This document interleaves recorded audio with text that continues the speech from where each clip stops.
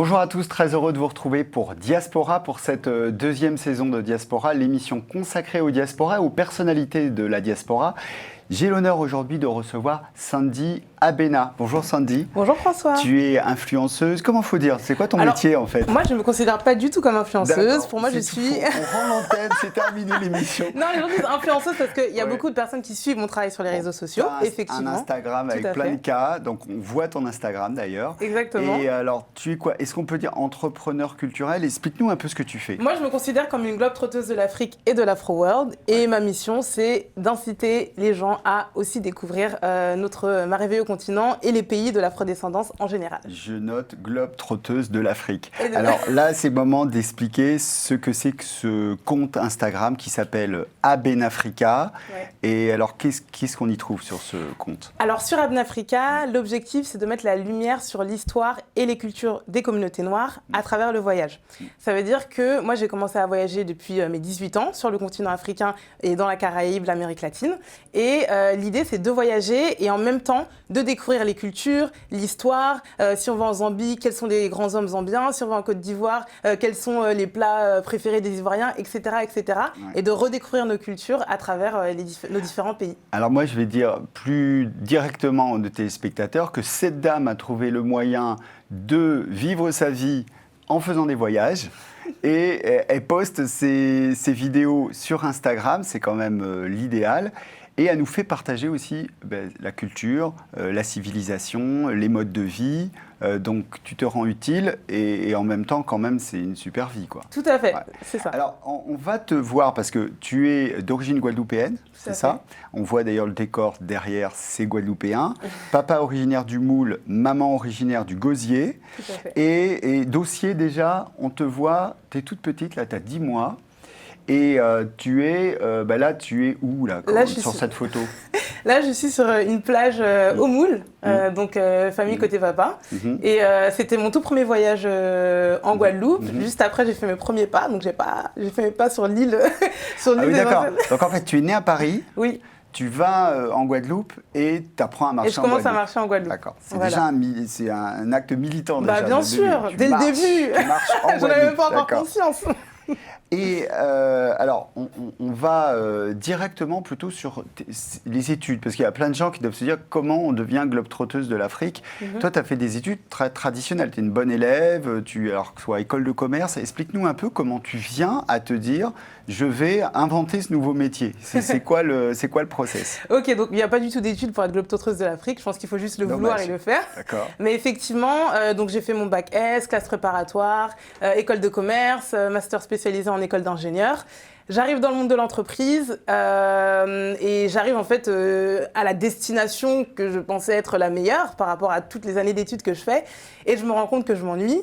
Je me rends compte que je ne suis pas assez stimulée intellectuellement, je me rends compte que j'ai plus l'impression de grandir et j'avais besoin de faire quelque chose qui me fasse grandir et qui ait aussi un impact sur les gens, sur le monde, enfin qui serve à quelque chose. Donc en gros, tu fais des études d'ingénieur ou pour être dans une école, enfin pour être dans une grosse boîte, d'ailleurs tu as des CDD qui pleuvent, des CDI qu'on te propose, et tu te dis je m'ennuie, donc je plaque tout. Et je vais voyager. Alors ça s'est fait un peu plus progressivement. Parce que bonjour les parents, hein. Franchement, ils doivent être dégoûtés. Ça s'est fait un peu plus progressivement. Effectivement, je travaillais dans une grosse boîte du 440. Je dis je m'ennuie et je crée Abenafrica à côté. Et ça veut dire qu'en fait, concrètement, je ne dors pas. C'est-à-dire que la journée, je travaille dans mon entreprise à la Défense. Le soir, je rentre, j'écris des posts, je fais mes recherches, je fais des photos, je monte des visuels, je gère la communauté. Enfin, c'était vraiment un rythme très très soutenu et c'est vraiment là cette année où j'ai décidé de me consacrer à ce qui me fait vibrer et de partir pour 10 mois sur le continent. 10 mois, 10 destinations. Tout à fait. C'est ça. Alors donc là c'est intéressant ton discours parce que ça veut dire que toutes les personnes qui regardent Instagram et qui se disent « Ah, 100K, 200K, 300K, je veux être influenceur », il y a beaucoup de boulot derrière. C'est un vrai métier. Les gens ne se rendent pas compte, vraiment, quand je parle de ce que je fais. Boulot. Oui, vraiment, les gens me disent « Ah, moi aussi, je veux être influenceuse. » Oui, voilà. Pas de souci, allez-y. C'est vraiment beaucoup de travail. C'est vraiment beaucoup de travail. Ouais. C'est beaucoup de questionnement, c'est beaucoup de recherche, c'est beaucoup de... en fait, quand on est malade, y a pas de... on le fait quand même, on publie quand même, on partage quand même, on répond quand même. Donc, c'est vraiment quelque chose qui me prend beaucoup de temps, mais que je fais avec plaisir, évidemment. Et alors, ce qui est très intéressant, c'est que tu utilises ce réseau social pour donc, partager des éléments d'information sur la spiritualité, la civilisation africaine. Mais ce n'est pas un livre, en fait. Tu aurais pu écrire un livre parce que tu es passionné d'afro-descendance, de ces civilisations. Oui. Et alors, qu'est-ce que ça permet, Instagram, par rapport à écrire un livre sur l'histoire de l'Afrique? C'est vraiment bien que tu me poses la question parce qu'en réalité, au début, ce que je voulais faire, c'était vraiment un blog où j'allais écrire des articles avec plein... Parce qu'en fait, quand on parle d'histoire et de culture, c'est beaucoup de contenu, c'est beaucoup de partage, c'est beaucoup de recherche. Et donc, forcément, les articles qui en découlent sont très longs. Et au final, je me suis rendu compte que pour toucher les gens, il faut aller où les gens sont. Et où sont les gens, et particulièrement les jeunes aujourd'hui, c'est sur les réseaux sociaux. Sauf que sur les réseaux sociaux, des gros pavés, ça ne fonctionne pas du tout. Et donc, l'idée avec Amnafrica, c'est d'aller chercher les éléments qui sont les plus impactants, les plus pétillants, les plus attirants, pour les mettre sous forme de petits visuels attractifs, de faire des vidéos avec des belles images, et de mettre juste 2-3 lignes qui va inciter l'abonné à aller faire lui-même ses recherches, mais régulièrement à recevoir des petites doses d'afro-curiosité et des informations sur sa culture. Sandy, on passe à ton album photo. Ok.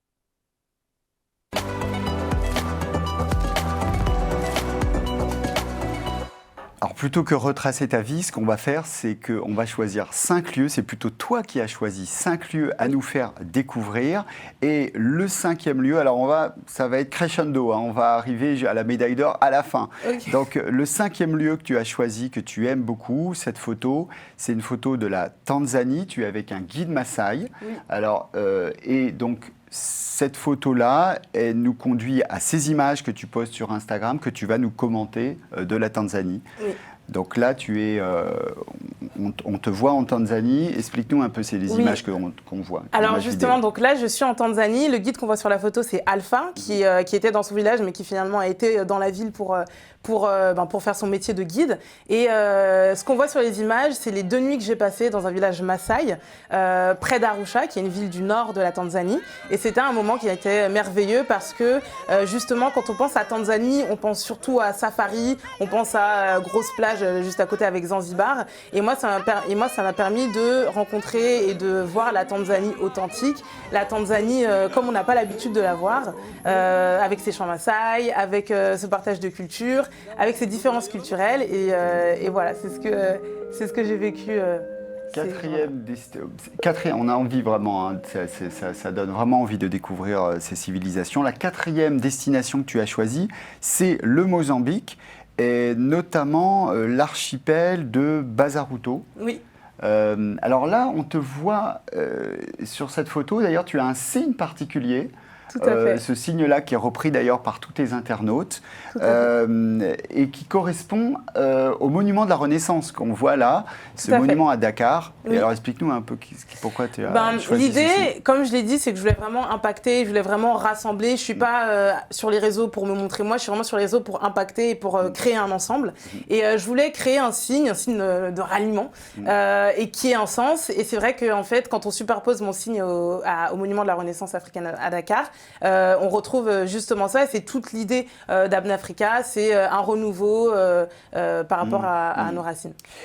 Ces images du Mozambique, tu nous les commentes un petit peu, cette vidéo Mozambique que tu as postée? Oui, alors j'ai mis en 4e destination parce que justement le Mozambique c'est une destination à laquelle on pense peu, et l'archipel de Bazaruto est pour moi la destination au Mozambique qui fait le plus rêver, qui est la plus incroyable. On ne se doute pas qu'on puisse voir des dunes comme ça sur cette côte africaine. On pense plutôt peut-être à la Namibie ou même à l'Afrique du Nord, et non, ça existe au Mozambique, c'est magnifique, c'est encore plus beau en vrai que sur les images. En tout cas, j'ai partagé ce que je peux. Et voilà, c'est à 30 minutes d'une ville qui s'appelle Vilankulo.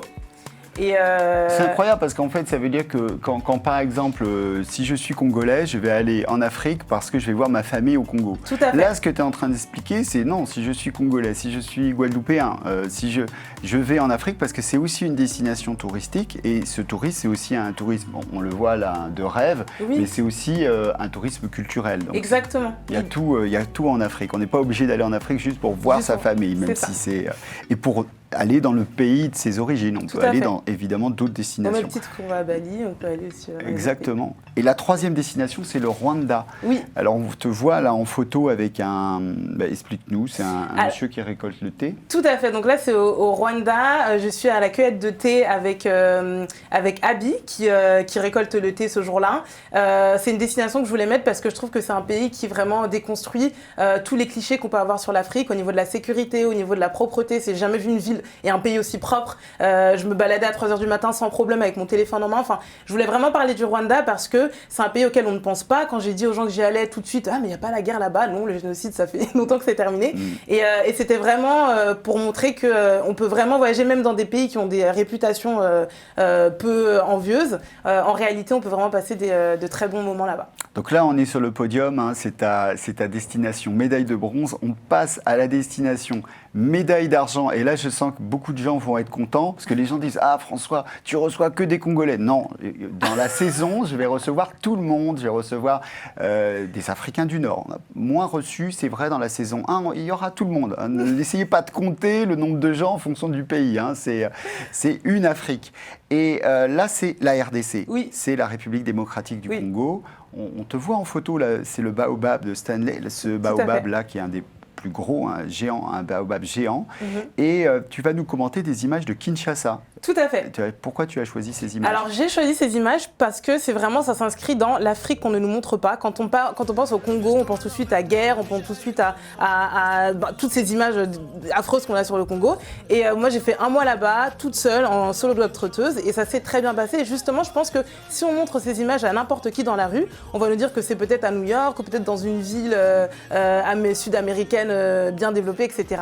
Non, en fait, c'est à Kinshasa. Et je voulais vraiment déconstruire l'idée que les gens se font de l'Afrique, et quelle meilleure destination que de le faire dans un pays comme la RDC.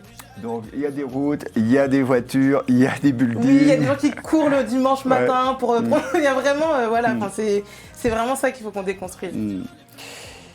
Et alors, roulement de tambour, destination que tu veux nous faire découvrir, je te laisse le dire sur cette photo. Alors, destination coup de cœur, c'est vraiment la Zambie, qui est pour l'instant une des plus belles surprises que j'ai eues sur le continent.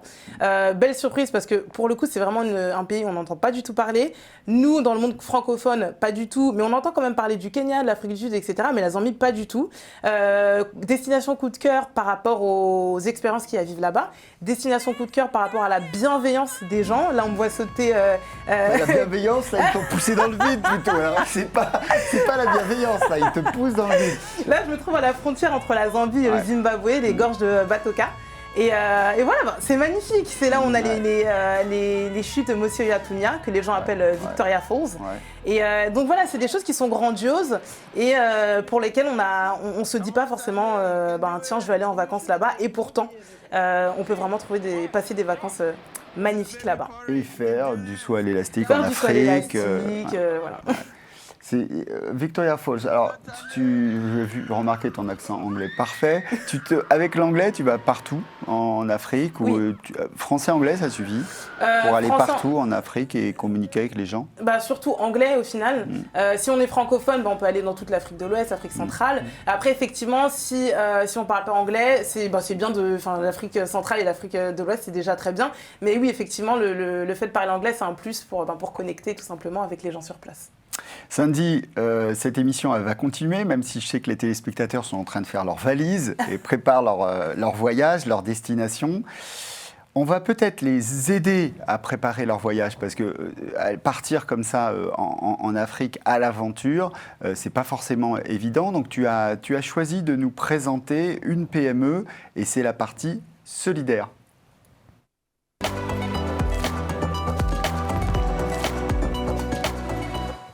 Généralement, dans l'émission, on présente une association. Oui.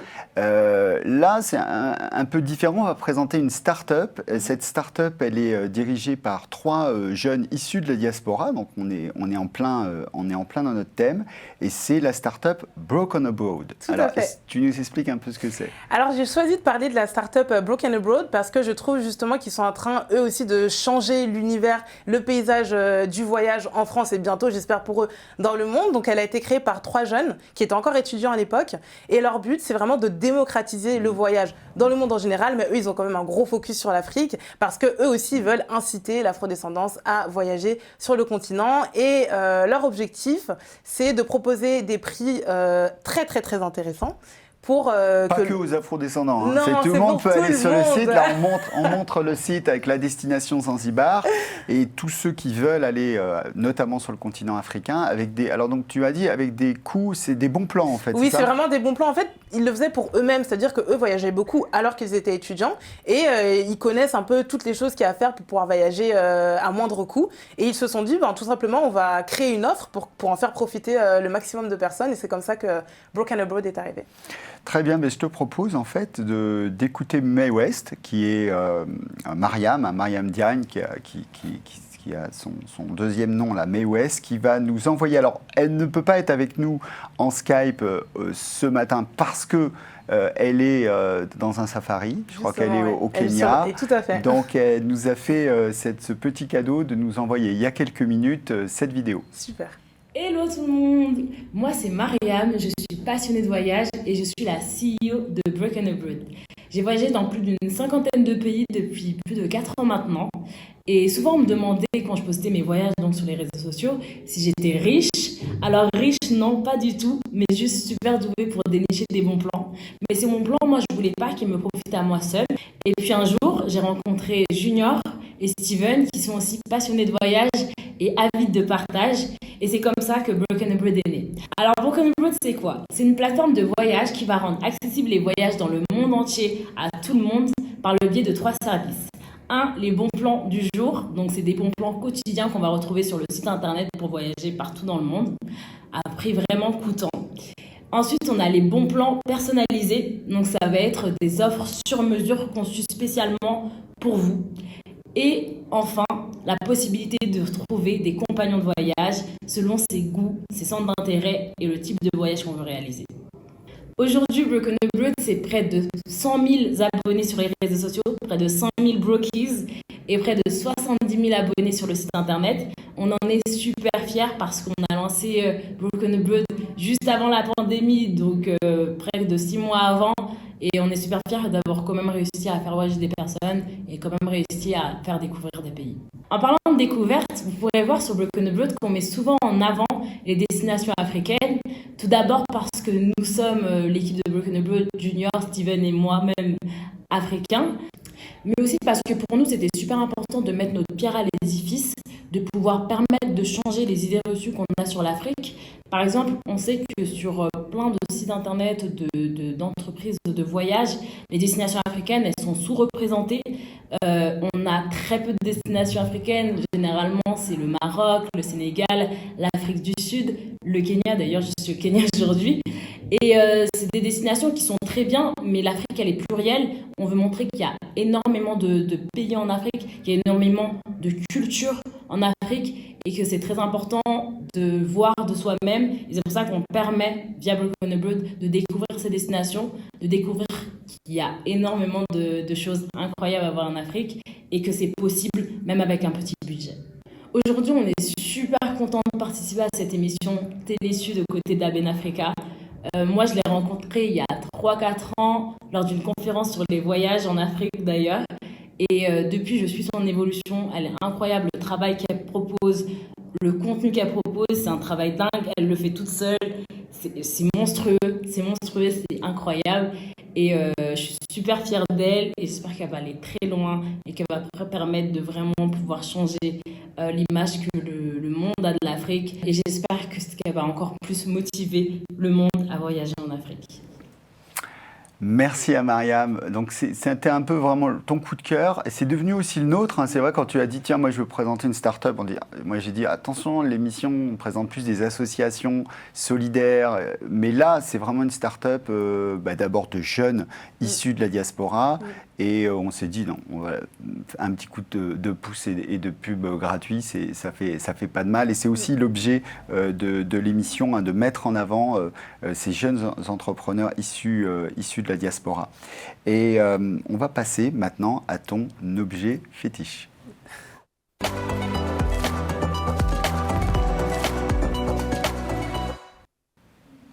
Sandy, quel est ton objet fétiche? Alors, pour trouver mon objet fétiche, pas besoin d'aller très loin. Il est autour de mon cou. C'est ce petit pendentif qui est... beaucoup de gens disent que c'est la carte de l'Afrique à l'envers. Ouais. Et en fait, je réponds que c'est la carte de l'Afrique selon l'orientation qu'on a envie de lui donner. Et ça représente aussi tout ce que je fais à travers Abnafrica. C'est-à-dire que les cartes du monde qu'on a aujourd'hui, c'est l'orientation surtout que l'Occident a voulu donner. Ce sont les tailles aussi des pays que l'Occident a voulu donner. Et c'est une représentation du monde qu'on a imprimée dans nos têtes. L'idée, en ayant ce genre de carte, c'est vraiment de changer de paradigme, c'est vraiment de changer de référentiel et c'est de regarder, nous, l'Afrique selon notre référentiel, nos cultures, nos valeurs et nos racines. Écoute, je vais te faire une petite surprise. Regarde par exemple la carte du monde. Ça va être la carte Mercator. C'est pas celle-là, voilà, celle-là. Est-ce que tu constates pas quelque chose d'assez incroyable? Le Groenland, sur la carte Mercator. Mercator était un Belge, hein, donc c'est pas étonnant, il a mis l'Europe au centre. Bah oui.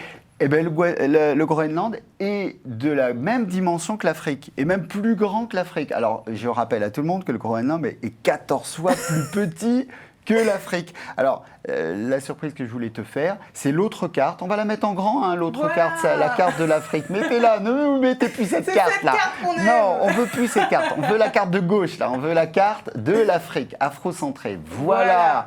L'Afrique au centre, changeons nos imaginaires. Et là, vous voyez l'Afrique au centre, elle n'est pas à l'envers. Le monde est rond, donc elle est bien à l'endroit, il n'y a pas de souci, on met dans le sens qu'on veut. Et cette carte-là, ça pourrait être la carte dans toutes les écoles, au moins en Afrique, qu'on est un petit Sénégalais, Malien, Congolais, Nigérian. On voit cette carte et on a donc la chance d'avoir notre continent au centre de la carte, comme les Européens ont leur continent au centre de leur carte. Voilà. Ça, c'est la carte. Vous voyez, vous pouvez faire capture d'écran, hop, et mettre ça dans toutes les salles de classe, dans toute l'Afrique, et dans les bureaux, les ministères, etc. Voilà, c'était ton petit aussi coup de cœur et ton objet. Donc pas une carte, mais enfin une carte autour de ton cou. On passe à l'interview optimiste.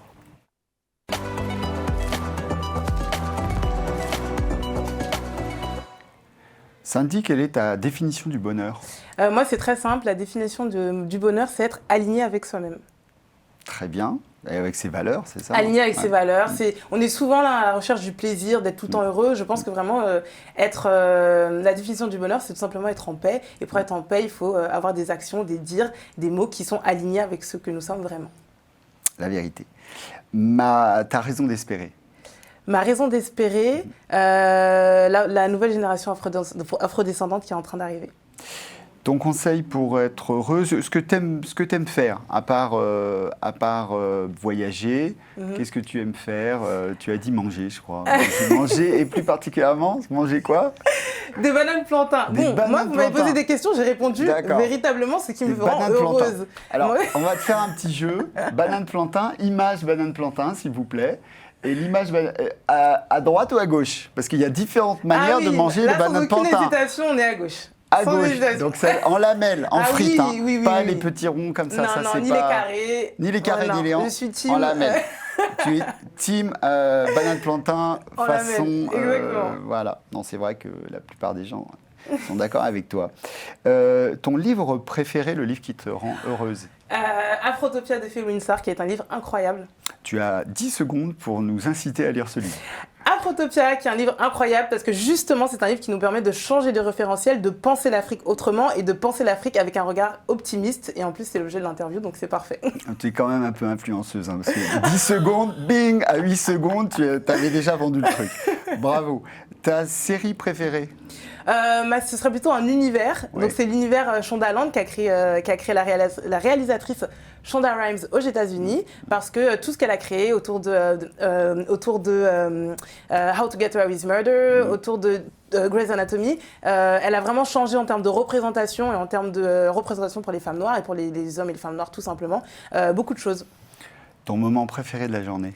Le matin, mon Miracle Morning. C'est ce qui me permet de vraiment bien démarrer, qui est très ritualisé. Alors, ton rituel du matin, mon rituel du matin, comment tu fais, à quelle heure ça se lève samedi? 5 heures, pas le choix. 5 heures. Ah, quand on veut voyager et documenter son voyage en même temps, on est obligé de se réveiller tôt. Ouais. Donc, on se réveille à 5 heures et après, je passe par beaucoup de choses comme l'affirmation, la méditation. Détaille-nous un petit peu. Donc, je me réveille à 5 heures. Ensuite, je bois un verre d'eau chaude à 5h05. D'accord, eau chaude, ok. Ensuite, je médite pendant 10 minutes. Ouais. Ensuite, je récite très fort mes affirmations qui sont liées à mes objectifs de la journée, du mois, de la semaine, etc. D'accord, affirmations liées à la journée. Exactement. Un exemple, ça peut être... Un exemple, c'est je vais faire de très belles vidéos, je suis puissante, ou c'est vraiment des choses qui vont travailler le mindset et qui vont faire qu'on va réussir à atteindre nos objectifs. Je vais faire ça moi aussi, je suis puissante. Non, mais ça fonctionne, moi ça fonctionne. Ensuite, je fais un petit peu de lecture, 10-15 minutes. Et ensuite, je me mets au travail pendant une demi-heure à 1 heure pour essayer d'atteindre tous mes objectifs avant de commencer ma journée de voyage. Vous voyez tout ce que Sandy a déjà fait quand nous, on est encore en train de dormir. Merci beaucoup, Sandy, de nous avoir donné envie de voyager sur ce continent africain qui n'est pas qu'une terre. On voit souvent en Europe la misère, des choses négatives. C'est une terre de tourisme, un tourisme intelligent et aussi distrayant. On te voit, quand on te voit, tu t'amuses, mais aussi à la découverte des civilisations d'Afrique. Et puis aussi ce lien que tu fais aussi entre Antilles et Afrique, puisque tu es, on le rappelle, d'origine guadeloupéenne. Je voudrais remercier toute l'équipe pour cette deuxième saison qui commence. Sabir qui est de l'autre côté de l'oreillette, Soukaina, Marie, Lucie, André, toute l'équipe de Télésud. Et puis, une fois n'est pas coutume, on termine tout le temps par c'est toi qui fais le générique. Enfin, on ne te demande pas de chanter. Hein. On te demande une chanson.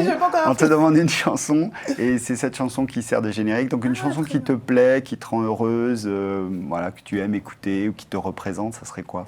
Une identité dont je parle peu, mais c'est vraiment la chanson Banlieusard de Kerry James, qui est très très très motivante de l'endroit d'où je viens.